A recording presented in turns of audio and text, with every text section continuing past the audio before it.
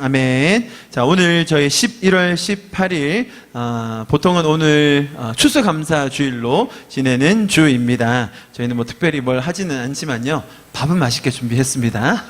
오늘 창세기 59번째 시간, 저희가 요셉 이야기를 지난주에 처음으로 잠깐 보았었죠. 그렇죠? 지난주에 제가 요셉에 대한 이야기를 정리해 드렸고, 오늘 이제 본격적으로 요셉의 이야기를 좀 같이 보도록 하겠습니다. 오늘 본문은 너무나 유명한, 저희가 잘 아는 요셉이 팔려가는 이야기입니다. 저희가 지난주에 요셉의 인생에 대한 전체적인 그림을 잡았습니다. 요셉은 성경에 나오는 다른 인물들의 타의 추종을 부러워할 정도로 정말로 탁월한 인생을 살았던 사람입니다. 정말로 대단한 행동, 많은 사람에게 유익이 되는 결과를 낳았던 독보적인 인물이죠. 그래서 하나하나 본받고 싶은 부분이 많았던 사람입니다.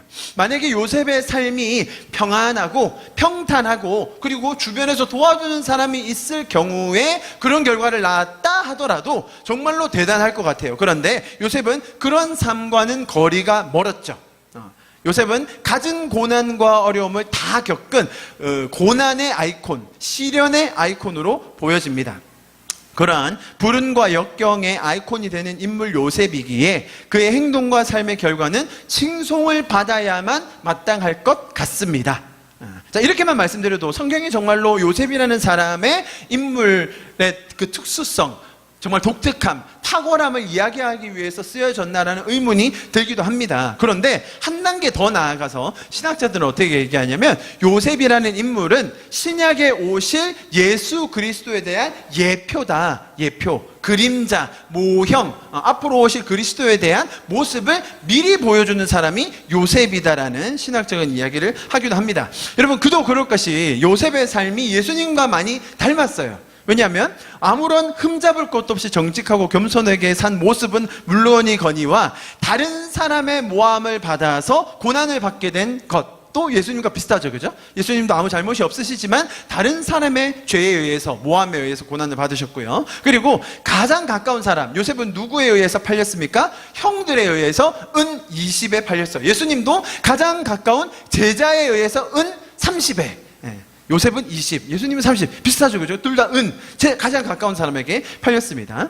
그리고 마지막으로 자신의 편의와 유익을 아닌 다른 많은 사람들에게 유익을 주기 위해서 자신의 지혜와 열정을 사용하여서 많은 사람을 살린 사람이 요셉이라는 거예요. 그래서 예수님도 자기 혼자 고난받으심으로 많은 사람들이 구원을 얻게 하셨다는 사실 때문에 두 사람의 인생에서, 예수님과 요셉의 인생에서 오버랩되는 부분이 많다고 합니다. 그래서요, 여러분, 요셉이라는 인물을 가지고 설교를 하면요, 설교할 게 참 많아요. 특별히 성경을 깊게 연구하지 않아도 요셉 인생 한 토막 얘기하고 우리 요셉처럼만 삽시다라고 하면 설교할 게 정말 많습니다. 요셉에게 닮을 게 너무 많기 때문이죠. 겸손한 건 물론이고요, 절제하죠, 포기하지 않는 끈기, 꿈을 이루기 위해서, 또 유혹을 이기는 정결함, 또 영적인 꿈을 해석하는 그 영성과 탁월함, 철천지 원수도 용서하는 긍휼의 마음, 왕의 부름을 받았을 때 마치 계속 준비를 한 사람처럼 있었던 그런 겸비한 자세 등, 이거 교훈 보따리라고도 해도 과언이 아닐 만큼 요셉의 삶은 정말로 많은 다양한 탁월함들로 채워져 있습니다. 저희는 지금까지 이런 설교와 가르침을 너무 많이 들어왔죠. 제가 지난주에도 한번 여러분에게 양해를 구하고 한번 따라해 달라고 했었는데요. 너무 중요해서 한 번만 더 따라해 주시기를 바랍니다. 다시 한번, 성경은 위인전이 아니다. 그럼 성경은 위인전이 아닙니다. 성경에 나온 인물들은 그들이 대단한 사람들이기 때문에, 위인들이기 때문에 기록해 놓은 책이 아닙니다. 성경에 유일한 위인이 있다면 그것은 예수님이십니다. 여기서 잠깐 아멘 해주셔도 되는데, 성경의 유일한 위인은, 위대한 분은 예수님이십니다. 여러분, 그렇다고 해서 성경이 인간을 폄하하거나 인간의 가치를 낮추는 책은 절대로 아닙니다. 인간의 존재 의미와 가치를 성경만큼 정확하고 명확하고 훌륭하게 설명해 주는 책은 없습니다. 어떤 사상도, 어떤 철학도 인간의 가치를 이만큼 정확하게, 훌륭하게 설명해 줄 수는 없어요. 왜냐하면 성경의 유일한 영웅이신 예수님께서 저와 여러분, 우리를 위하여 목숨을 버리셨다는 그 이야기가 성경이기 때문에 때문에 그렇다면 인간을 폄하하는 건 아닙니까? 그런 편협적인 이야기를 할 필요는 없을 것 같아요. 여러분, 사실 성경에 나오는 많은 인물들의 이런 극한으로 어려웠던 삶, 또 그것을 극복해가는 여정이 참 드라마틱하긴 합니다. 그죠? 오늘 요셉의 이야기만 봐도 그렇죠. 그러나 세상에도 그런 얘기는 많이 있습니다. 그리고 세상에도 그런 위기와 어려움과 고난을 이겨낸 스토리들 많이 있어요. 여러분, 이런 수천 년 전의 이야기가 아니라 최근에 일어난 이야기, 경제 불황에서 질병으로 그런 와중에도 이겨낸 얘기 많습니다. 차라리 그런 이야기를 읽으면 우리에게 더 와닿고 더 많은 교훈이 될 수도 있을 것 같습니다. 여러분, 하나님께서 자신의 살아계신 아들을 보내셔서 우리에게 주시고자 하는 메시지가 세상에서 말하는 그런 똑같은 메시지라면 하나님께서 하신 일만큼 어리석고 손해보는 일은 없을 것 같습니다.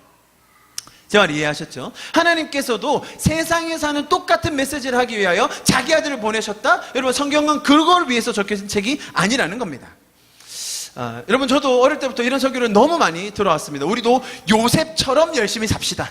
우리도 요셉처럼 유혹이 왔을 때 정결하게 이겨냅시다. 우리도 요셉처럼 어떤 시련이 와도 포기하지 맙시다.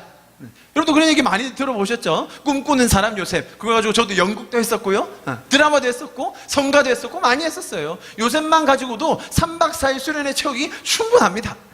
여러 가지 이야기가 있으니까요. 그러면서 요셉이 했던 행동대로 요셉처럼만 살면 우리도 가장 어두운 그 시간을 우리 인생에 성공할 수 있는, 도약할 수 있는 가장 좋은 밑거름으로, 발판으로 삼을 수 있게 됩니다라는 것이 보통의 메시지입니다.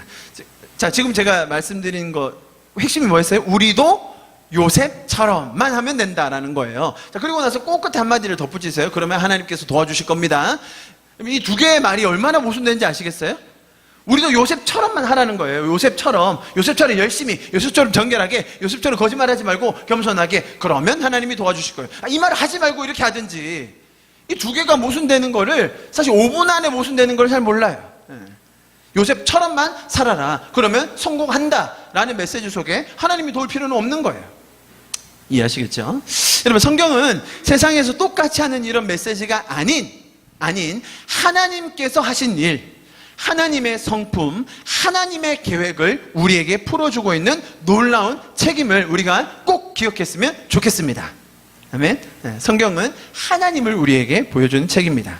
여러분, 요셉도 저와 여러분과 똑같은 죄인입니다.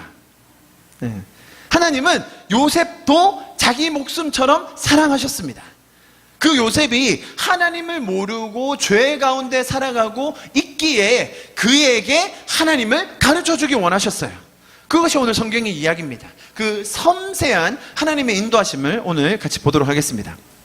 자, 먼저 지난주에 저희가 꿈을 꾸는 요셉의 모습과 그 꿈에 대한 내용을 저희가 같이 보았습니다. 그리고 하나님께서는 어떤 특별한 사람에게 꿈을 주시는 것이 아니라 모두에게 꿈을 주신다라고 제가 설명을 드렸습니다. 그죠? 요셉이 특별했기 때문에, 어릴 때부터 남달랐기 때문에, 범상치 않았기 때문에, 그가 결국 이뤄낼 일은 아무나 할 수 있는 일이 아니기 때문에 요셉을 콕 찍어서 그에게만 꿈을 주셨다는 게 성경의 메시지가 아니라는 거예요.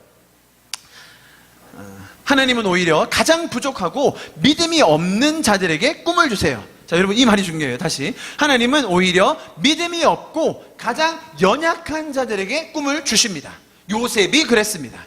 그 꿈을 꾼 후에 일어난 일이 오늘 자세히 기록되어 있습니다. 아버지가 요셉에게 이제 형들이 가서 양을 치고 있으니까 가서 형들이 잘 지내는지 보고 오라고 안부를 묻고 오라고 이제 보냅니다. 요셉은 룰루랄라 갔죠. 그런데 요셉을 보는 순간, 이제 거의 다 와서 서로 보는 순간 요셉을 향한 그 질투와 분노의 감정이 가득했던 형들은 요셉을 죽일 살인 모의를 하게 됩니다. 요셉을 죽여서 구덩이에 던져놓고 죽여서 구덩이에 던져놓고 짐승에게 물려 죽었다고 하자라는 것이 그들의 계획이었어요. 당시 짐승의 출몰이 많이 있었고 사람들이 많이 다쳤다는 것을 우리가 충분히 생각해 볼 수 있겠죠. 형들의 계획만으로 보면 아무 차질이 없어 보입니다. 자, 그런데 형들 전체가 모였을 때 함께 살인 모의를 하는 중에 몇 명의 형들이 다른 의견을 제시합니다. 그것이 누구였죠? 루벤과 유다였어요. 자, 누구 아들이었죠? 누구 아들? 여기 보면 굳이 이렇게 레아의 아들인 유다와 그 다음에 루벤, 첫째 아들 루벤이 요셉을 죽이지는 말자. 그러니까 요셉을 죽이자는 계획과 이제 상인에게 팔아자는 계획에서 주도적인 역할을 하는 것이 루벤과 유다였어요. 그죠? 자, 이제 좀 기억하시죠? 레아는 6명의 아들이 있었고, 그 다음에 나머지는 다 3명씩 있었어요. 자, 그런데 이 장면을 힌트를 주는 구절이 저희가 지난주에 읽었던 본문에 있었어요. 그게 어디였냐면 37장 1절과 2절인데요. 우리 같이 한번 읽어볼게요. 시작. 야곱이 가나안 땅 곧 그의 아버지가 거류하던 땅에 거주하였으니, 자, 이제 야곱이라는 아버지와 이제 아들이 그 땅에 거주했다라고 하면서 시작하는 거예요. 2절이 중요합니다. 읽어볼게요. 시작. 야곱의 족본이 이러하니라. 요셉이 17세 소년으로 그의 형들과 함께 양을 칠 때에 그의 아버지의 아내들 빌하와 실바의 아들들과 더불어 함께 있었더니 그가 그들의 잘못을 아버지에게 말하더라. 자, 누가 누구의 잘못을 일러 바쳤다고요? 요셉이라는 애가, 요셉은 누구 아들이에요? 자, 여기 라헬의 아들인데 누구와 누구의 아들의 잘못들을 일러 바쳤다고요? 자, 여기 보세요. 여기 둘. 자, 근데 여기 2절에서는 왜 레아의 아들은 안 나왔을까요? 그죠? 레아의 아들은 언급이 안 돼 있습니다. 레아의 아들들은 수적으로 6명이기 때문에 이미 자기들끼리 한 무리가 지어집니다. 그래서 자기들끼리 다녔을 가능성이 높아요. 아시겠죠? 그래서 레아의 아들 6명 한 그룹, 그 다음에 실바와 비라, 라헬의 아들 2명이었는데 베냐민은 아직 어려요. 그래서 요셉과 이 아들 실바와 비라의 아들 4명과 요셉, 이렇게 한 묶음으로, 두 묶음으로 다녔던 거예요. 이해하시겠죠? 그런데 요셉은 이 종들, 실바와 빌하의 자녀들이 하는 걸 보고 마치 자기가 감독관인 것처럼, 무슨 자기가 제일 어린 동생임에도 불구하고 아무리 종들의 아들이지만 그래도 이복 형님들인데, 자신의 형님인데 형들이 하는 행동을 보고 하나하나 일러 바친 거예요. 자, 요셉의 이런 차별적인 행동, 구분하는 행동, 이런 이기적인 행동이 결국은 형들이 자신을 죽이는 살인 도모까지 하게 되는 원인 중에 하나였다는 거예요. 이해하시겠죠? 혹은 야곱이 그렇게 했을 수도 있어요. 무슨 말이냐면 야곱이 레아의 아들들 따로, 그 다음에 실바와 빌하의 아들 4명과 요셉을 붙여줘서 너는 이 형들하고 다녀라고 야곱이 했을 수도 있어요. 어쨌든 요셉이 자기가 주도적으로 갔든 야곱이 구분지어서 보냈든 야곱의 죄성과 요셉의 죄성이 결국은 이렇게 참혹한 결과를 일으키는 과정이 되었다, 원인이 되었다는 것을 우리가 이해할 수 있습니다. 아시겠죠? 정말로 이런 요셉이 형들의 잘못을 일일이 가서 고자질하는 이런 상황은 참으로 꼴사납고 볼썽사나운 가족의 모습이에요. 여러분, 피가 섞인 가족, 형제들 사이에서 지금 벌어지고 있는 이런 일은 죄적인 원리가 아주 팽배한 이 세상의 단면을 보여주고 있는 거예요. 저희가 창세기를 보면서 계속해서 반복해서 나왔던 주제가 뭐였냐면 가족이었어요. 가족. 가장 가까운 사람, 우리가 가장 가까이 있는 사람을 어떻게 대해야 하는가에 대한 메시지가 창세기에서 계속 나오고 있었어요. 오늘도 동일하게 나오는 거예요. 아무리 가족이라도, 아무리 매일 보는 17년 동안 하루도 안 빠지고 봤던 가족이라도 그들 안에 죄적인 원리가 팽배했을 때 이런 결과가 나오게 된다는 겁니다. 성경이 반복해서 우리를 지적하고 또 우리의 마음을 경계하도록 하는 부분이 바로 이런 겁니다. 여러분, 가장 가까운, 가장 친밀할 수 있는 사람들 사이에 이렇게 죄적인 원리가 팽배했을 때 벌어지는 참혹한 결과를 우리는 잊지 말아야 합니다. 자, 이런 배경이 있었기 때문에 아들들은 적극적으로 나서서 요셉을 죽이자는 이런 끔찍한 계획을 하게 됩니다. 살인을 계획하는 것만으로도 정말로 악한 일입니다. 동시에 이런 일이 벌어지기까지 어떤 행동을 했는가, 요셉이 어떤 행동을 했는가도 우리는 잊지 말아야 합니다. 자, 이 와중에, 이제 상황 아시겠죠? 이 와중에 이제 레아의 아들들이 라헬의 아들인 요셉을 보호한다는 거예요. 죽일 필요는 없다고 판단을 한 거죠. 그러나 이제 사실 레아의 아들도 얘네들이 주동적으로 죽이자고 했을 때 막 적극적으로 저지하고 막 그들을 만류해서도 안 돼요. 그냥 대안이 될 수 있는 다른 옵션을 줘야지. 자기들이 막 적극적으로 말렸다가는 그래, 너도 지금 라헬 같은 자매, 그래도 그 종은 아니니까 편들어 주는 거야 라고 하면서 반란이 일어날 수 있기 때문에 이들의 마음을 누구로 때리긴 하지만 대안이 될 수 있는 그런 제안을 해야 되는 거죠. 괜히 더 깊은 화를 불러일으킬 필요는 없지 않습니까? 자, 그래서 이제 그런 제안을 하는데요. 여러분, 저희가 창세기 쭉 보면서 이 4명의 아내들의 아들들 중에 가장 문제가 많았던 아들들은 다 레아의 아이들이었어요. 기억하시나요? 루벤은 라헬이 베냐민을 낳다가 죽었을 때 라헬의 첩인 비라를 겁탈을 합니다. 그것은 자신들의 형제들, 그러니까는 사랑받지 못하는 엄마의 아들들의 존재감을 피력하기 위한 어떤 폭력적인 행동이었어요. 그죠? 그리고 시므온과 레위는 세겜 족속을 말살하는데 앞장서서 그 일을 했고요. 그리고 유다는 자기 며느리와 그런 수치스러운 일을 하는 것이 다 성경에 기록되어 있어요. 제가 그 4명의 아들들의 아주 끔찍한 일들이 성경에 자세히 기록된 이유가 뭐였느냐, 그것은 야곱이 라헬만 편애하고 레아를 전혀 안중에 두지 않는, 그죠? 남편이 이제서야 나를 보리다, 이제서야 나와 함께 있으리라 라고 했던 그 레아의 고백처럼 야곱은 레아는 안중에도 없었던 거죠. 자녀가 7명이나 있는데도 불구하고 심지어 자기한테 유일하게 있는 그 딸이 겁탈 당했음에도 불구하고 아무런 반응 보이지 않았던 야곱이었지 않습니까? 자, 그런 상황이에요. 그래서 레아의 자녀들은 사실 이 라헬과 야곱에 대한 증오가 아주 컸어요. 우리가 거기까지는 이해를 해요. 자, 그런데 이 레아의 아들들도, 특히 루벤과 유다는 아마도 라헬과 야곱은 미워했지만 라헬의 아들, 이 철딱선이 없는 철부지 17살짜리 이 10대를 좀 불쌍히 여기는 마음이 있었나 봐요. 그래도 죽이지는 말자. 파는 거는 아무 문제 없어. 오케이, 뭐 팔아버려. 나도 싫어. 그러나 죽이는 거는 그래도 우리 형제인데 거기까지는 하지 말자라고 제안한 것이 루벤과 유다였어요. 자, 이해하시겠죠?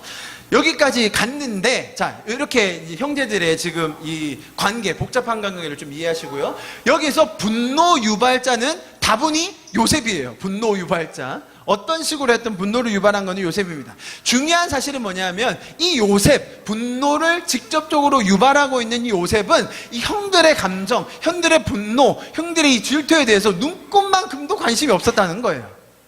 형들의 감정을 헤아리는 이 능력이 요셉에게는 1도 없었다는 거죠.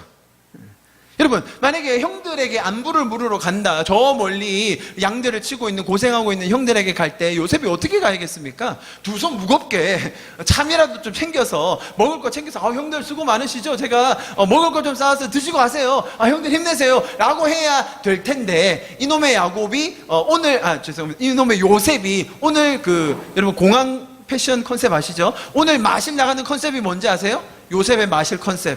오늘도 어김없이 채속옷을 입었어요. 여러분, 사실 요셉을 죽이고자 하는 이 살인 도모가 두 손만 무겁게 갔어도, 그냥 평상복 입고 두 손 무겁게 갔어도 형들이 어쭈? 오늘은 채색옷 안 입었네? 야, 그래도 멀리 나온들하고 우리들 보느라고 채색옷 안 입었네? 두 손이 뭐 들었냐? 음식 들었어? 야, 그냥 먹고 하자 라고 해서 아마 살인이 안 일어났을 거예요, 여러분. 장담컨대. 오늘의 이 살인도모의 주요한 이 원인은 채색옷입니다. 채색옷. 네. 이 망할 채색옷 때문에 형들이 보는 순간 그냥 빡 돈 거죠. 야, 저놈 여기까지 오는데 채색옷을 입고 와? 안 그래도 자신들을 감독하고 안 그래도 자신들을 고자질하는 그 놈 미워 죽겠는데 이 멀리까지 와서 그 짓을 한다니 더 언짢은데, 그런 와중에 입고 온 옷이 채색옷이었어요. 오늘의 설교의 제목이 채색옷입니다. 채색옷. 채색옷과 꿈. 여러분, 채색옷을 제가 좀 강조하게 되는데요. 요셉이 입고 간 이 채색옷은 여러 가지 의미를 가지고 있어요. 첫 번째 의미는 상속권이에요. 상속권. 단순히 야곱이 자신이 사랑했던 처인 라헬의 아들이라서, 그죠? 사랑했던 라헬의 아들이라서 그냥 단순히 사랑하는 마음으로만 그 옷을 입힌 건 아니에요. 거기서 그치는 것이 아니라, 학자들은 얘기할 때 이 채색옷을 입힌다는 것은 그 자신이 가진 재산, 그죠? 자신이 가진 모든 것을 결국 상속할 아들에게 입힌 옷이 채색옷이다라고 이야기합니다. 여러분, 만약에 그렇다면, 그런 상징적인 의미를 가지고 있다면 보통은 이런 옷을 기념일이나 어떤 특별한 의식이 있는 날이나 그럴 때, 저희 추석, 설날 이럴 때 입는 것처럼 입으면 됩니다. 이거를 평상복으로 입고 있다고 생각해 보세요, 여러분. 매일매일 형들이 볼 때, 그래, 네가 상속받는 건 그래 맞지, 그래 맞는데 그걸 꼭 오늘 입어야겠니? 라는 그 분노가 일지 않았겠어요?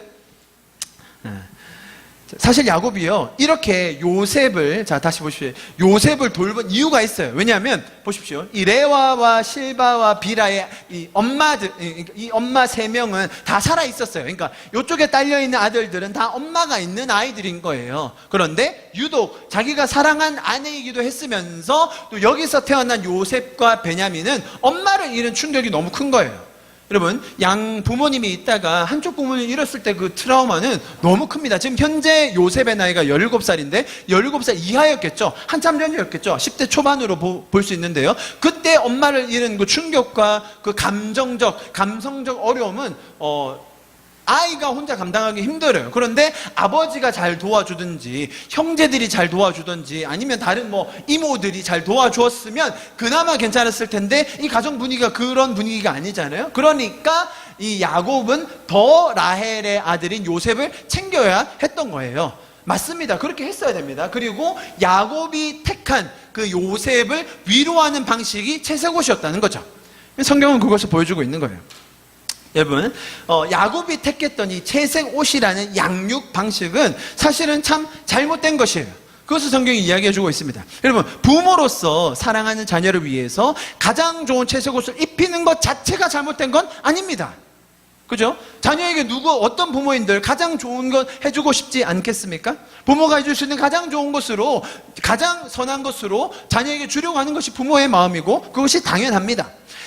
그런데 문제는 이런 가장 좋은 것마저도 타인을 배려하지 않고 상황을 고려하지 않으면서 지혜롭게 처신하지 않으면 어떻게 되는지를 성경이 보여주는 거예요. 아무리 가장 좋은 것이라도 아무 생각 없이 하고 지혜롭지 못하게 하면 그것만큼 어리석고 다른 사람들의 시기와 질투를 야기하는 것도 없다는 것이죠. 자, 그런데 그런 식견이 없던 야곱은 전혀 다른 아들들, 다른 사람들을 고려하지 않고 스스로의 안목과 스스로의 지혜에 갇혀서 이렇게 했습니다.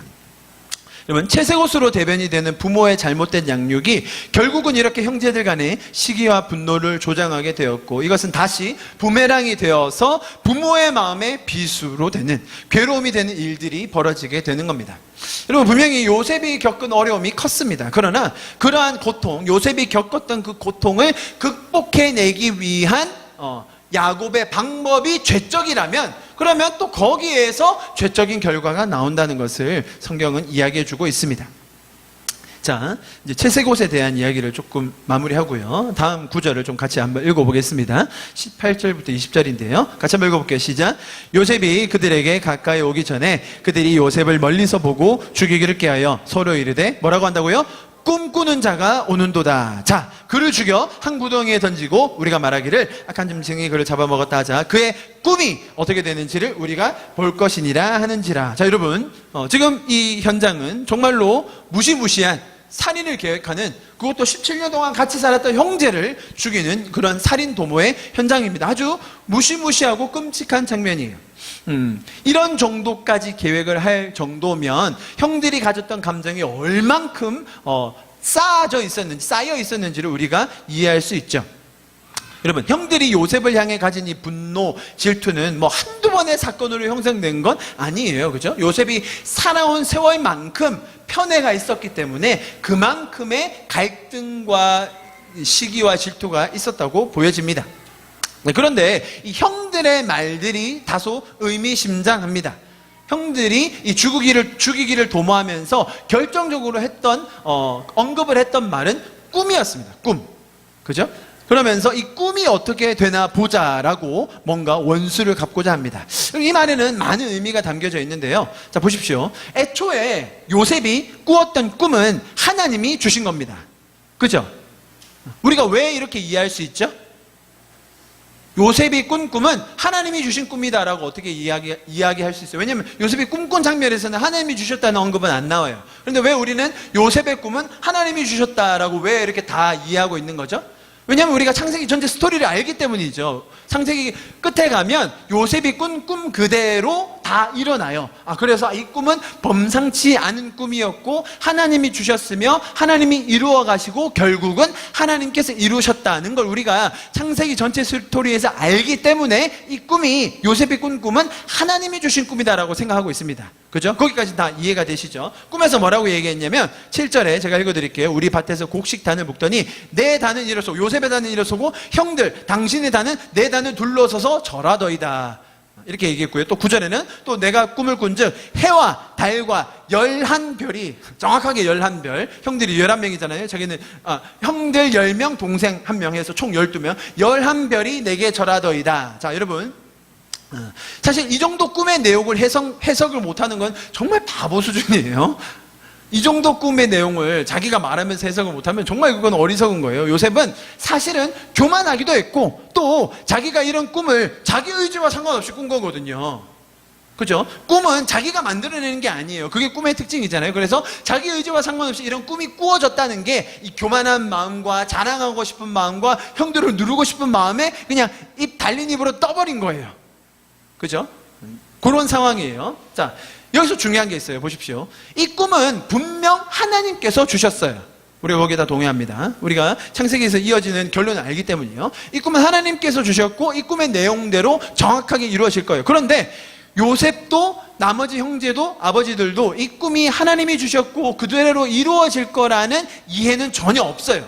그냥 두고 보자 뭐 이 정도였고, 형들은 이 꿈을 빌미로도 죽이고 싶어 했고, 아버지는 마음에 품은 정도였죠.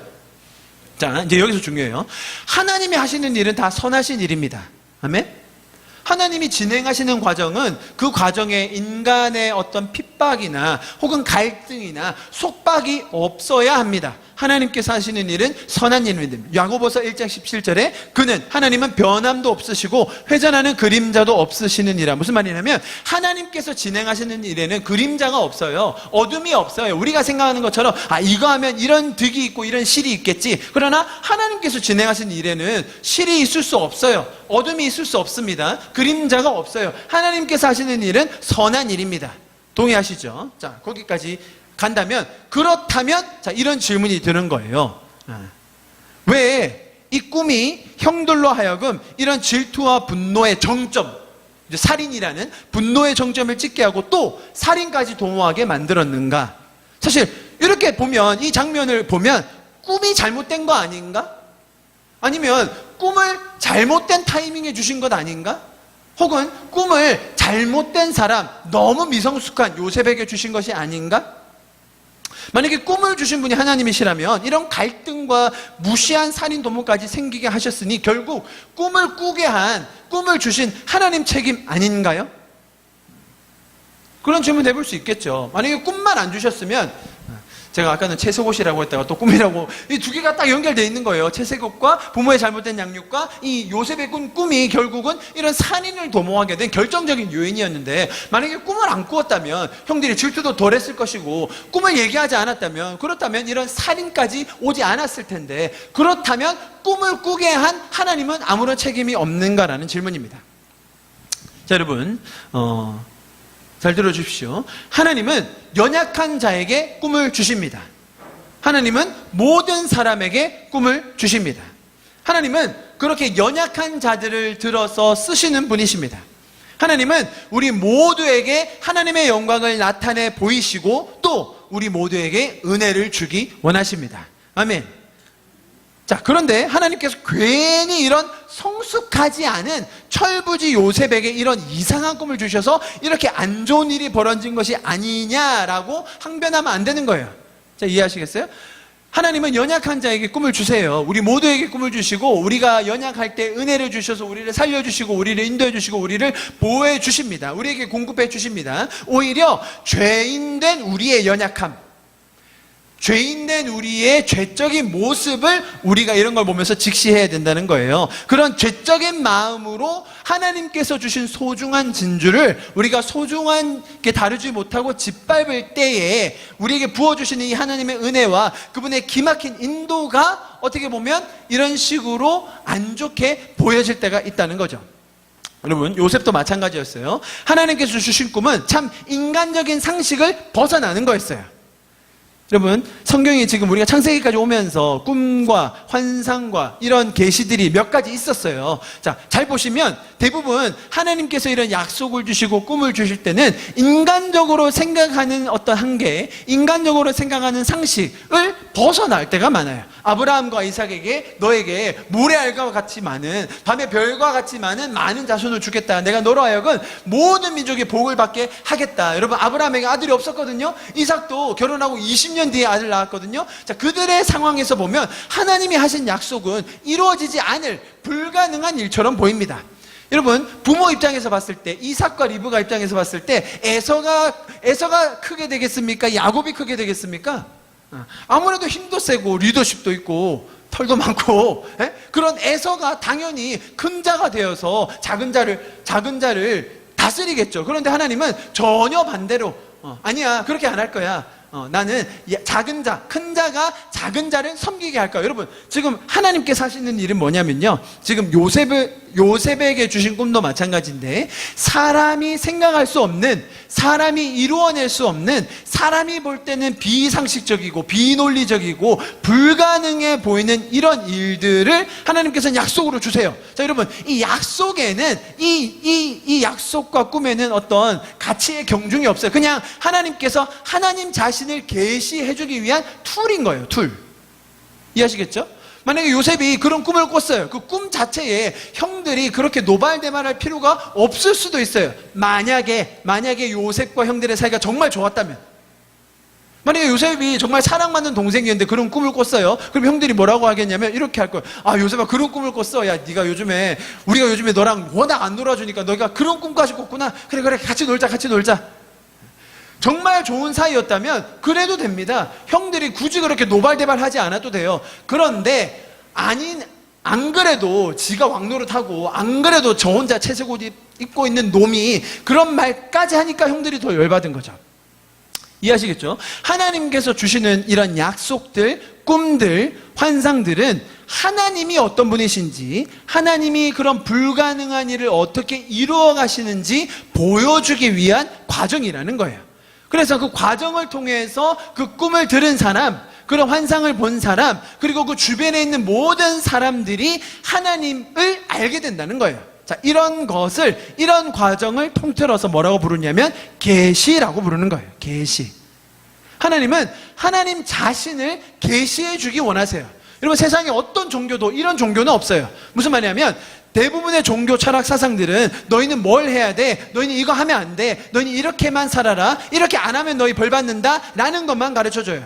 그런데 기독교에서는 아주 독특하게 신의 성품, 신의 마음, 신의 감정, 하나님의 어떠하심, 하나님의 성품과 감정과 계획을 우리에게 보여주세요. 나는 이런 분이야. 나는 이런 감정을 가지고 있어. 내가 너희를 향해 가진 계획은 이런 거란다. 라는 것을 하나님은 보여주고 싶어 하신다는 거예요.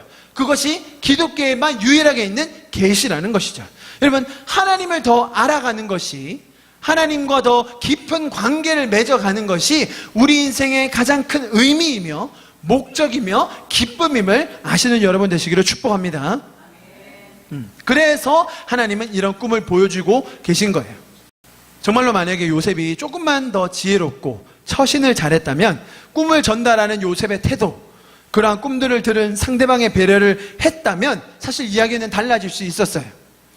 요셉이 그 꿈을 들었을 때에 이 꿈이 범상치 않다 그러면서 이거를 형들한테 직접 얘기할 필요는 없겠다, 좀 감춰두고 있든지 아니면 아버지에게만 얘기하든지, 정말로 형들에게 얘기하고 싶었으면 좀 미안한 기색을 좀 띠면서 몸도 좀 이렇게 좀 베베 꼬면서 형들 내가 이런 꿈 꿨는데 나 진짜 미안해서 얘기도 못하겠고 근데 얘기해도 될까 형? 야 뭔데 얘기해봐 괜찮아. 뭐 이랬으면 괜찮았을 것을 그 뚫린 입이라고 그냥 형들 나 꿈을 꿨어라고 얘기하는 그 요셉을 보면서 얼마나 형들이 화가 났겠습니까? 자, 제가 무슨 얘기를 하려고 하냐면 꿈을 주신 하나님에게 우리가 이 책임을 물을 수는 없어요. 무슨 말이냐면 인간들의 죄성과 인간의 연약함과 우리의 무지함이 하나님께서 주신 꿈을 이런 식으로 안 좋은 방향으로 흘러가게 했다라는 것이 지금 기록이에요. 자, 여러분, 하나님이 주시는 것은 선했지만 인간의 연약함으로 인해 이런 갈등과 시기, 분열이 일어나게 된 거예요. 자, 그리고 나서 이제 그런 분열과 갈등과 어려움이 일어난 것을 하나님께서 또 어떻게 만회시켜 가시는가, 하나님께서는 또 어떻게 다시 또 선하게 바꾸어 가시는가를 보여주는 것이 요셉의 이야기입니다. 앞으로 그 이야기가 쭉 이어질 것입니다. 여러분, 요셉의 꿈은 하나님께서 주셨고 그 꿈이 결국에는 이루어지는 것을 창세기에서 우리가 보기 때문에 이런 꿈과 또 꿈에서 나타나는 해석과 이 결과로 인해서 우리가 일상생활, 저희가 지금 현재 성도로서 신앙생활 하면서도 이런 꿈과 관련된 많은 에피소드들이 생기게 돼요. 그리고 꿈과 관련된 많은 적용들 혹은 잘못된 적용들이 나타나게 됩니다. 그것을 제공하는 것이 사실은 큰 역할을 한 것이 요셉이었어요. 그래서 오늘은 이 꿈에 대해 몇 가지를 정리해 드리고 오늘 말씀을 마무리하기 원합니다. 첫 번째, 같이 한번 읽어볼까요? 시작. 자, 우리의 잘못된 이해를 제가 몇 가지 적어봤습니다. 3가지 정도로 적어봤는데요. 이것을 정리하고 말씀 마칠 텐데, 자, 제가 한번 가정을 해보겠습니다. 여러분이 아는 친구나 지인 중에 누가 하루는 전화가 옵니다. 전화가 와서, 야, 내가 네 꿈을 꿨어. 꿈을 꿨는데, 꿈에서 네가 나왔는데, 네가 그렇게 아프더라?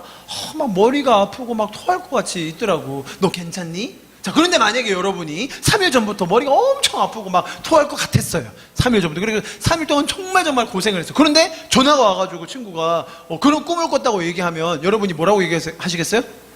굳이 숨기시겠어요?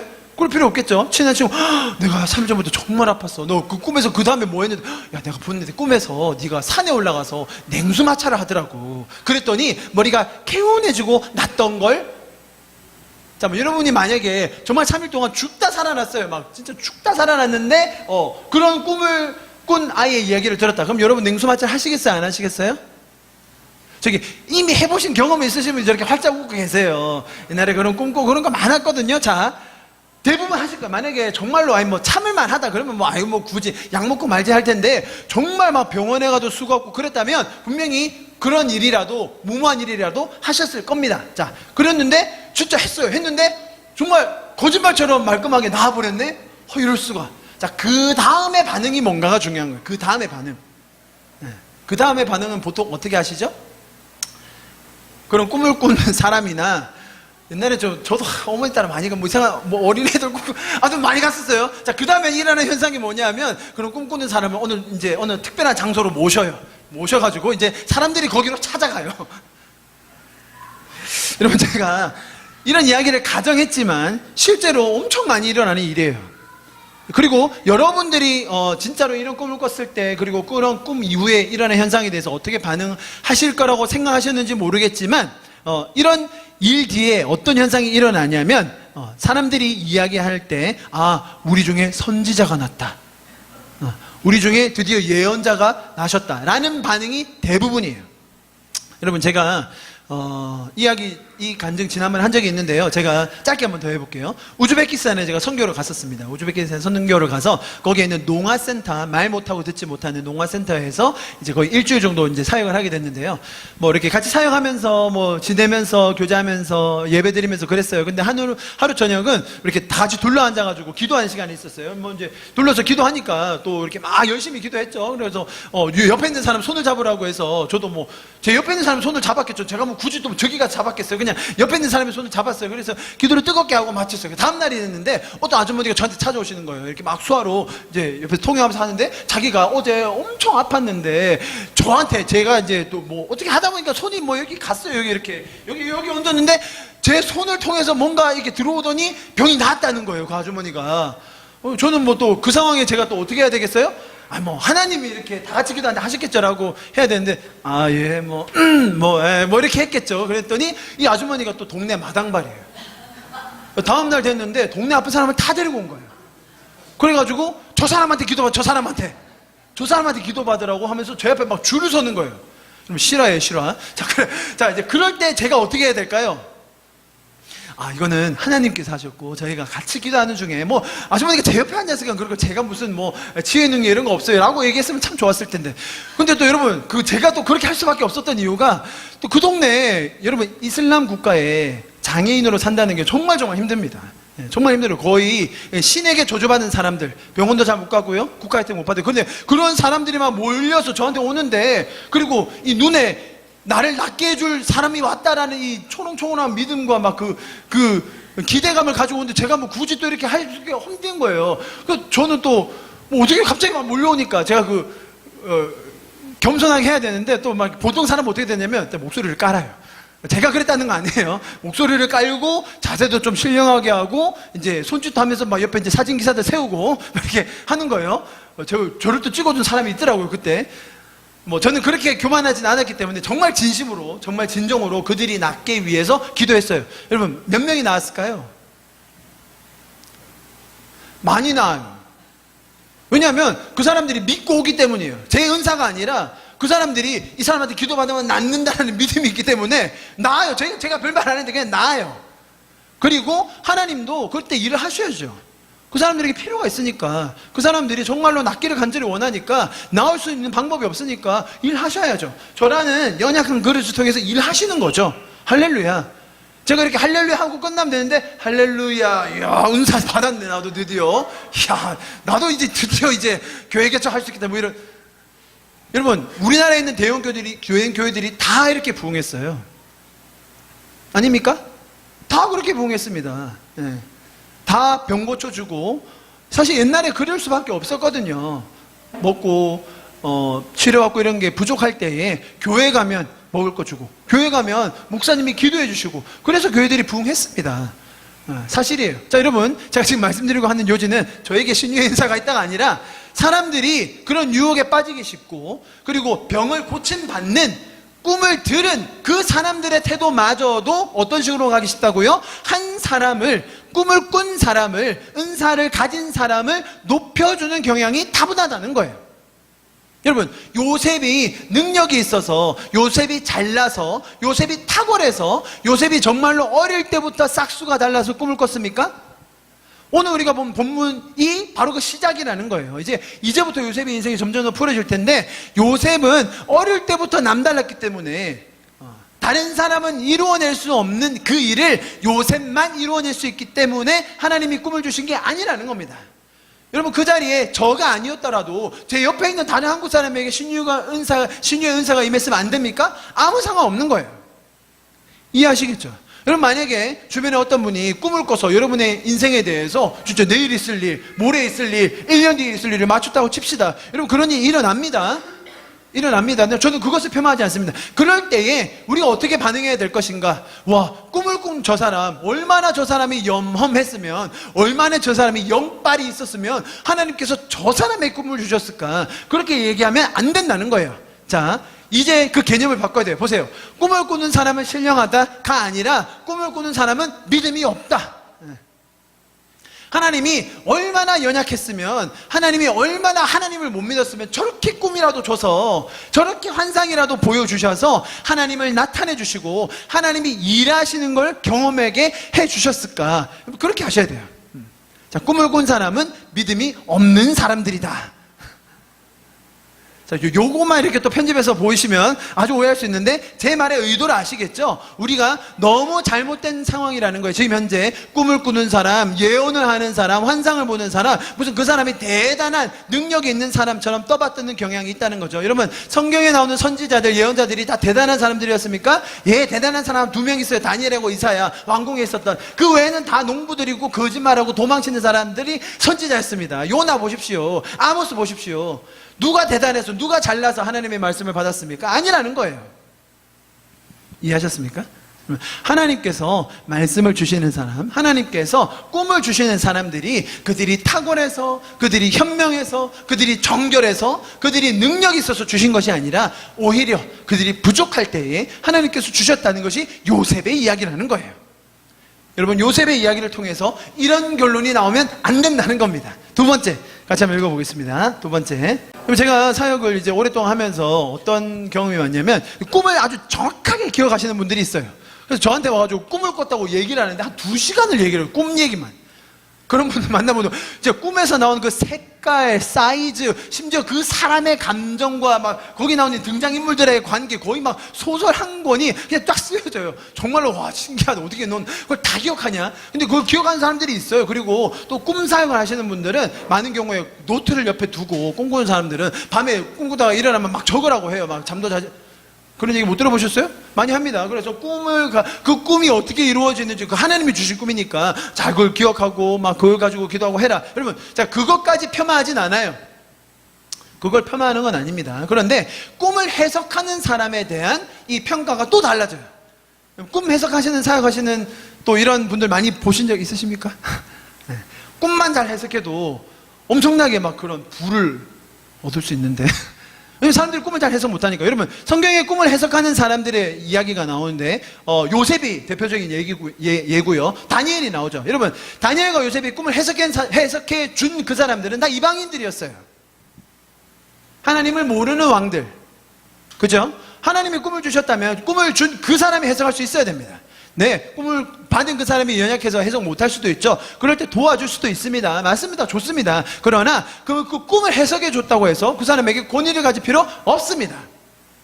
여러분, 이 꿈을 자주 꾸십니까? 네, 적고 그대로 되는지 안 되는지 보는 거 좋습니다. 그러나 그 꿈에 매어 살 필요 없습니다. 잠을 푹 주무세요. 일어나서 괜히 적느라 잠 못 주무시지 말고. 네. 여러분, 저희 교회 이름이 부산 하나교회입니다. 영어 이름이 뭔지 아세요? 저희 영어 이름이 Link Community Church예요.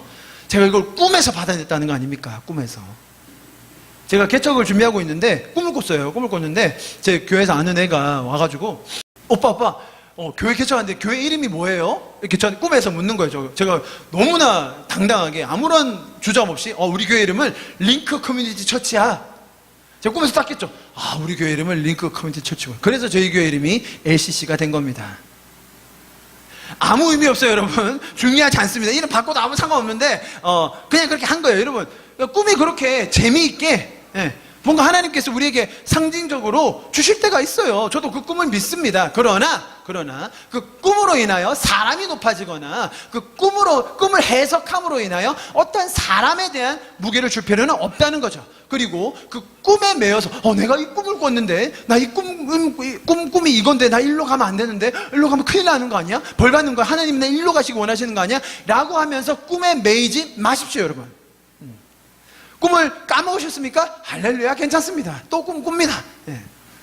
여러분, 젊은이들은요 밤새도록 한 새벽 3시까지 예를 들어서 BTS를 봤어요. 예를 들어서 BTS 알죠?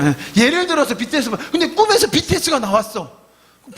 난 꿈에서 BTS 봤는데 결혼해야겠어. 이딴 소리 할 필요 없는 거예요. 그죠? 밤새도록 동영상을 봤으면 그 동영상이 나올 가능성이 크죠. 모두 꿈이 다 하나님으로부터 왔다? 그런 얘기 할 필요가 없어요, 여러분. 근데 의외로 모두 꿈이 다 하나님으로부터 왔다고 생각하시는 분들이 많아요. 이런 장면 때문에, 요셉의 이런 장면 때문에. 그죠? 여러분, 꿈에 대해서 우리가 좀 정리할 필요가 있습니다. 그럼 제가 제 간증을 이렇게 섞어서 해드리는 이유가 저도 꿈을 믿습니다. 그리고 꿈 해석하는 거 좋습니다. 꿈을 가지고 우리가 꿈꾸면서 막 위로를 받고 그 꿈의 해석을 통해서 격려를 받은 저 정말 많아요. 정말 많아요. 그러나 그 꿈을 해석하는 사람 혹은 그 꿈을 꿔서 우리에게 전달해주는 그 사람에 대한 권위를 주는 것은 다분히 우리가 경계해야 된다는 것을 요셉의 이야기 때문에 제가 설명드리고 있습니다. 마지막 세 번째 같이 한번 읽어보겠습니다. 시작. 요셉의 인생의 스토리 때문에 이 이야기가 하나님에 대한 엄청난 오해를 불러일으킵니다. 자, 마지막인데요. 요셉의 꿈을 이루게 하기 위하여 하나님은 일부러 의도적으로 요셉이 노예로 팔려가게 하셨고, 자, 그리고 의도적으로 감옥까지 가게 하셨고, 일부러 요셉의 삶에 수많은 어려움을 두셨다고 사람들이 생각을 합니다. 그렇게 생각하시죠? 자, 하나님이 꿈을 주셨으니까 그 꿈을 이루게 하기 위해서는 그 타이밍에 이스마엘 상인들이 딱 와야 되고, 그리고 그 타이밍에 보디발에서 집에서 딱 사야 되고, 그리고 원래 보디발에는 유혹하지 않으려고 했지만 유혹을 하게 하셔가지고 또 하필 또 그 감옥에 가게 하셔야 되고, 그래서 또 갑자기 또 이렇게 국무총리가 되게 하셔서 결국은 그 꿈을 하나님이 이루게 하셨다. 할렐루야. 자, 이러면요, 여러분, 예수님 안 믿는, 이게 예수님에 대해서, 하나님에 대해서 절대적인 신뢰가 있는 여러분 같은 분들은, 와, 하나님 대단하시다 하시겠지만, 예수님 전혀 모르는 사람이 들었을 때는 진짜 괴팍한 신이에요. 아니, 자기가 준 꿈을 이루게 하기 위해서 저렇게 인생을 꼬아도 되는 거예요? 그 꿈 주지 마시던지, 자기가 준 꿈을 이루게 하려고, 그 생이별을 시키고 감옥에 갇히게 하고, 여러분, 그 감옥 제가 앞으로 설명드리겠지만 그 팔려가는 과정, 감옥에 있는 과정이 얼마나 무섭고 힘든 과정이었는데, 그 1, 2년 세월이 아니거든요. 그렇게 하게 하신 하나님은 정말로 병주고 약주는 그야말로 괴팍한 신 아닌가요? 근데 의외로 사람들이 많은 경우에 하나님이 이렇게 하셨다라고 생각을 많이 합니다. 요즘 한참 유행하고 있는 말이 있어요. 뭐냐면 꽃길만 걷자라는 거예요. 꽃길만 걷자. 우리 꽃길만 걷자. 뭐 이렇게. 그것은 세상 사람들이 인생이 꽃길만 아니라는, 꽃길만 걸을 수 없다는 사실을 알기에 스스로 위로하는 말이라고 저도 생각을 합니다. 여러분, 인생의 꽃길은 없습니다. 그죠? 젊은이면 네가 뭐가 한다고 그 뜻을 뭐 이렇게 할 수도 있겠지만 꽃길은 없어, 알았지? 인생은 꽃길이 아니에요, 여러분. 인생은 다 진흙탕 길이고 가시밭길이에요. 왜냐하면 인생에는, 우리가 사는 삶 가운데는 죄의 결과들이 많기 때문이에요. 하나님이 만들어 놓으신 원리, 하나님이 만드신 세상은 꽃길, 하나님과 동행하는 아름다운 길이 맞아요. 그러나 하나님을 떠나 죄에 빠져 사는 인간들이 사는 세상이기 때문에 그 속에는 죄의 결과, 죄로 인한 참혹함들이 있습니다. 그래서 인생은 꽃길이 없어요. 꽃길만 갈 수는 없는 거예요. 그런데 그 상황을 아는 사람들이 스스로를 위로하며 자조적으로 하는 말이 우리 꽃길만 걷자라는 것으로 생각이 됩니다. 여러분, 그런데 이런 상황에서 성도들이 뭐라고 생각하느냐? 하나님이 우리를 꽃길만 걷게는 안 하신다라는 거예요. 이해하셨어요? 요셉의 스토리를 보면서 요셉의 꿈을, 그러니까 그 대단한 엄청난 꿈을 이루게 하기 위해서는 꽃길만 걸어서는 안 돼라고 한다는 거예요. 자, 이게 보편적인 인생의 상식이죠. 그죠? 창업을 한 사람들이 성공하기 위해서 평균적으로 실패하는 게 쫄딱 많은 게 4.3회인가 그렇더라고요. 그거 봐라. 실패를 많이 해봐야, 인생의 쓴맛을 봐야 결국은 정상에 오르는 거야. 인생이 다 그런 거야. 예, 동의합니다. 맞아요. 인생의 쓴맛을 보고 인생의 어려움을 아는 사람들이 성숙해지고 마음이 넓어지는 거 맞죠? 그런데 그 원리가 하나님도 동일하게 사용하셔서, 하나님도 우리를 해병대 캠프로 집어넣으셔서, 하나님도 우리에게 인생의 밑바닥을 보게 하시기 위해서 일부러 우리를 밑바닥까지 넣으시고 꽃길에서, 꽃길 잘 가고 있는데 굳이 끄집어내셔가지고 진흙탕에 처박아 넣으시고 결국은 너 국무총리 될 거야, 알았지? 그러니까 너 나만 믿고 따라와. 마치 이런 식의 하나님을 생각할 때가 많다는 거예요. 여러분, 하나님의 꿈을 이루기 위해서, 하나님이 주신 그 꿈이 이루어지기 위해서 요셉이 꼭 국무총리가 되어야 되는 겁니까? 한번 생각해 보세요. 그러니까 그 꿈, 그 형제들의 단이 절하고 별과 달이 와서 절하는 그 일이 이루어지기 위해서 요셉은 반드시 그렇게 노예로 팔려가야만 했고, 반드시 그렇게 유혹을 받아야만 했고, 반드시 그런 누명을 쓰고, 그리고 결국은 국무총리가 되어서야만 그 꿈이 이루어질 수 있는 겁니까? 아니면 하나님이 인생의 죄들이, 인간들의 죄들이 요셉을 그렇게 시련과 생각지 못한 어둠과 암흑의 골짜기로 인도해 갈 때 하나님께서 반전으로, 하나님께서 인간들이 생각지도 못하는 방식으로 그런 국무총리의 자리까지 오르게 하신 겁니까? 두 개 차이를 아시겠어요? 우리는 마치 하나님은 요셉이 국무총리라는 어떤 고을에 가게 하기 위하여 이 앞에 많은 단계들을 준비해 놓으셨다라고 생각하면서, 하나님은 그런 것들을 다 준비해 놓으셔. 왜? 결국은 우리를 국무총리로 만들기 위해서야. 포기하지 마. 이런 식으로 얘기하면 하나님은 항상 우리에게 병을 먼저 주시는 분이 된다는 거예요.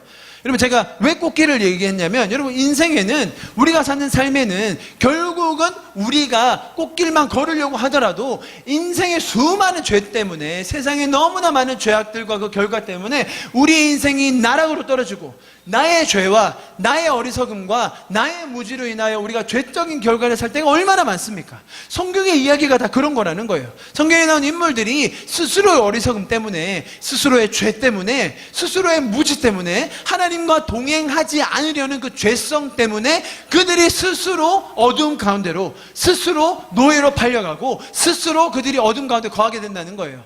요셉은 뭐 자기가 노예로 팔려간 건 아니지만 형들의 죄 때문에, 그죠? 여러분, 세상에는 내가 지은 죄뿐만 아니라 타인들이 지은 죄로 인한 이 죄적인 시스템이 계속 움직이고 있는 거예요. 그래서 죄적인 시스템 안에 살 수밖에 없는 우리들은 항상 그런 어려움과 어둠의 상황과 죄적인 참혹함들을 맞이할 수밖에 없다는 것입니다. 꿈을 받은 요셉의 어리석음이 그랬고, 그 꿈을 들은 형들의 질투와 분노가 그랬고, 그것을 잘 조율하지 못했던 야곱 아버지가 그랬다는 것이에요. 여러분, 그런 어두움의 참혹한 죄의 결과에 반전을 가져오시는 분이 하나님이시라는 거예요. 하나님이 일부러 우리가 꽃길 가고 있는데 그것을 끄집어내서 진흙탕에 넣으시는 분이 아니라, 우리의 죄와 이 세상의 죄와 수많은 그런 결과들로 인한 그 우리의 삶의 참혹함을 건져내시는 분이 하나님이시라는 거죠. 이해하시겠죠? 네. 제가 얘기하려고 하면 정말 많은 성경 구절, 우리가 오해하는 구절이 많은데 다음에 한번 정리하도록 하고요. 여러분, 우리가 성도들이 하나님과 교제하며 하나님과 같이 동행하면서 이런 오해들을 하지 말았으면 좋겠어요. 그러니까 요셉의 꿈의 이야기로 인하여 우리가 가지게 되는 너무 많은 오해들.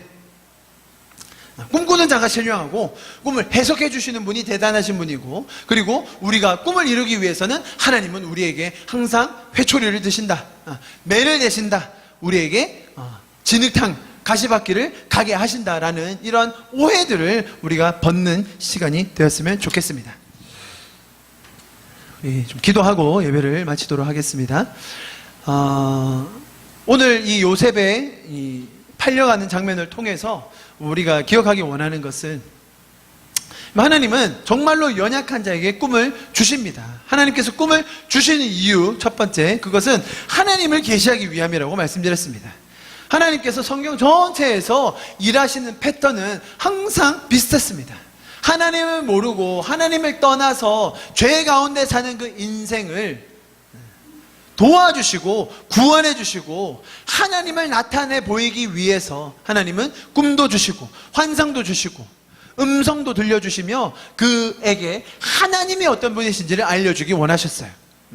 그것이 바로 하나님께서 하시는 계시라고 말씀드렸습니다. 그 계시를 들었을 때 우리가 하나님을 더 알아가고 하나님을 더 배워가며 하나님과 동행하게 가면 좋을 텐데, 또 우리의 죄성과 또 이 세상의 만연한 죄로 인하여 그것이 하나님의 방식으로 이루어지지 않을 때가 너무나 많았습니다. 우리 인생에는 하나님께서 주신 약속이 있습니다. 우리의 삶 가운데는 하나님께서 이루어가고자 하시는 그런 계획이 있습니다. 그 계획 가운데 우리의 어리석음과 우리의 죄성과 우리의 연약함과 우리의 부족함으로 인하여 수많은 걸림돌과 난관들이 부딪히게 됩니다. 여러분, 그럴 때마다 하나님은 우리를 나무라지 않으시고, 우리가 연약함으로 넘어질 때마다 하나님께서 우리를 책망하지 않으시고, 오히려 넘어져 있는 우리를 향하여, 신음하고 있는 우리를 향하여, 정말 약함 가운데 괴로워하고 있는 우리를 향하여 하나님은 위로의 말씀, 격려의 말씀, 사랑의 메시지로 우리에게 주시는 분이십니다. 요셉이 대단해서, 혹은 꿈을 꾼 그 자가 대단해서, 혹은 꿈을 해석하고 하나님의 음성을 듣는 그분들이 대단해서 하나님이 그들에게 그러한 일을 하시는 것이 아니라 가장 연약한 저 여러분들을 통해서도 하나님은 그 놀라운 일을 이루어 가실 것입니다. 우리가 그 하나님을 더 신뢰함으로, 하나님을 더 알아감으로 우리의 신앙생활에 더 풍성함이 누려지기를 간절히 소망합니다. 하나님은 지금도 동일하게 그 원리로 일하고 계시며, 하나님은 동일하게 우리 가운데 더 놀라운 일들을 행하실 것입니다. 우리 시간 마지막으로 기도하고 예배를 마칩시다. 기도하실 때, 주님, 그렇습니다. 나의 연약한 인생을 주님 앞에 다시 한번 올려드립니다. 우리의 연약함을 통하여 오히려 주님의 놀라우심을 드러내 주시옵소서. 주님과 함께 동행하는 이 삶 가운데 우리 삶의 참된 의미와 그 기쁨을 다시 한번 회복하게 하여 주시옵소서. 주님, 저의 죄악과 이 주변의 수많은 죄악들로 인하여 신음하고 있고 또 죄의 그 참혹한 가운데 살고 있는 많은 영혼들을 주님 구원해 주시고, 우리 가운데 주님의 생명의 메시지로 일하여 주시옵소서. 우리 이렇게 마지막으로 우리 자신과 우리 주변의 사람들과 가정과 교회를 올려드리며 마지막으로 기도하고 예배를 마치도록 하겠습니다. 기도하시겠습니다.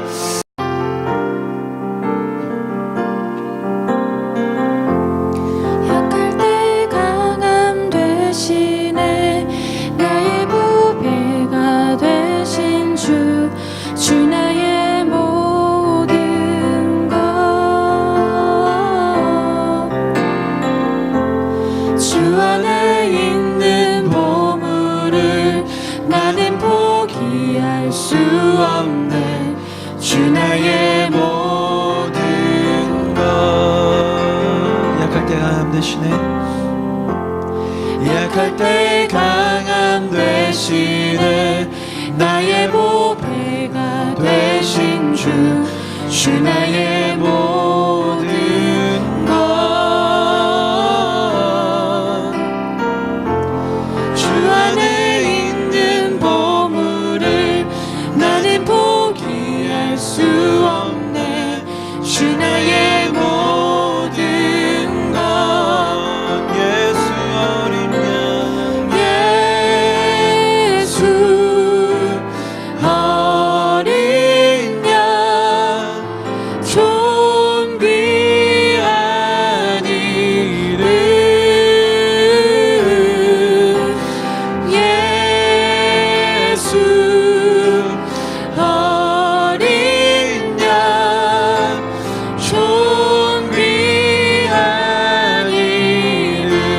십자가 죄 사하셨네. 십자가 죄 사하셨네. 주님의 이름 찬양해.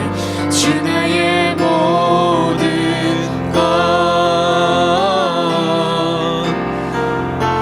쓰러진 나를 세우고 나의 빈잔을 채우네. 주 나의 모든 것. 십자가 죄 사하셨습니다. 십자가 죄 사하셨네. 주님의 이름 찬양해. 주 나의 모든 것. 쓰러진 나를 세우고 나의 빈잔을 채우네. 주 나의 모든 것.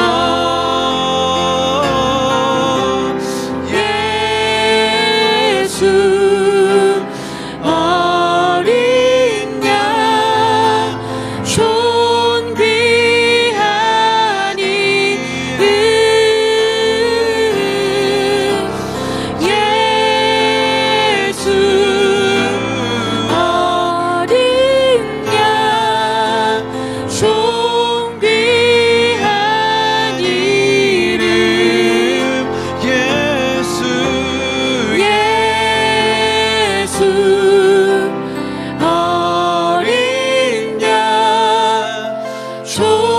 존귀한 이름. 예수 어린 양 존귀한 이름. 주님 감사합니다. 오늘 말씀을 통하여 우리 다시 한번 하나님을 배웠습니다. 그 야곱의 어리석은 양육과 또 그 요셉의 철부지 없는 그 어리석음, 그 형들의 시기와 질투 속에 깨어질 수밖에 없고 무너질 수밖에 없는 관계, 가정이었지만 그 연약함 중에서라도 우리에게 꿈을 주시고 사람들이 그 꿈을 방해하고 어그러뜨릴지라도 신실하게 그 꿈을 이루어가신 주님을 찬양합니다. 우리가 연약함 가운데 있을 때에, 죄 가운데 있을 때에 우리를 멸시치 않으시고 우리에게 긍휼을 베풀어 주시며 은혜를 베풀어 주시는 주님을 찬양합니다. 주님, 우리의 삶 가운데 날마다 놀랍게 역사하여 주셔서 그 은혜의 풍성함이 흘러넘치게 하여 주시옵소서. 은혜의 놀라움이 우리 주변에 나누어지게 하여 주시옵소서. 그렇게 하실 주님을 기대하고 찬양합니다. 오늘도 우리 가운데 하나님을 더 가르쳐 주시고 계시하여 주셔서 다시 한번 감사를 드립니다. 예수 그리스도의 이름으로 함께 기도하였습니다. 아멘.